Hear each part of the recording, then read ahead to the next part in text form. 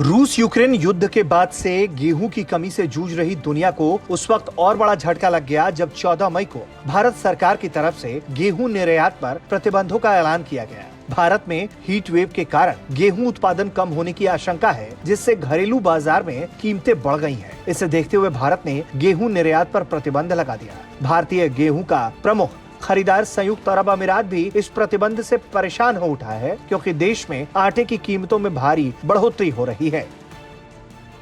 UAE के स्थानीय उद्योग के व्यापारियों का कहना है कि दुनिया के दो प्रमुख गेहूं उत्पादकों यूक्रेन और रूस में युद्ध के कारण यूएई में इस साल गेहूं की कीमतें लगभग 10 से 15% बढ़ी हुई हैं। अल आदिल ट्रेडिंग के अध्यक्ष और प्रबंध निदेशक डॉक्टर धनंजय दातर ने यूएई के एक प्रमुख अखबार से बातचीत में कहा है कि युद्ध के कारण रूस और यूक्रेन से वैश्विक बाजार में गेहूं नहीं आ रहा। भारत के गेहूं प्रतिबंध पर उन्होंने कहा कि भारत सरकार ने महसूस किया कि बहुत मांग है और देश में गेहूं की कमी हो सकती है, नतीजतन कीमतें भी बढ़ सकती हैं, इसलिए उन्होंने निर्यात पर प्रतिबंध लगा दिया।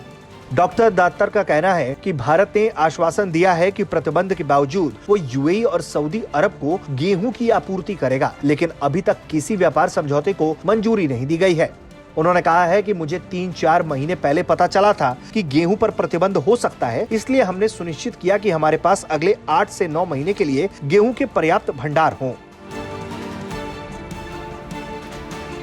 इधर भारत के वाणिज्य और उद्योग मंत्री पीयूष गोयल ने वर्ल्ड इकोनॉमिक फोरम में कहा है कि भारत सरकार से जो सरकारें गेहूं खरीद के लिए अनुरोध करेंगी, वहां खाद्य सुरक्षा सुनिश्चित करने के लिए सरकार गेहूं उपलब्ध करवाएगी।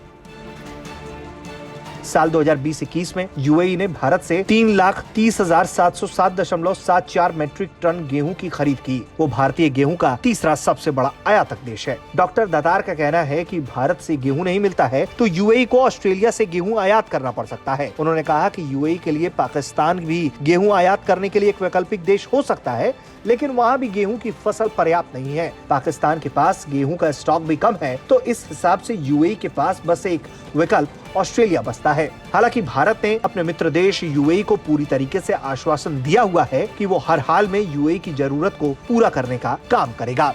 ब्यूरो रिपोर्ट, भारत तक।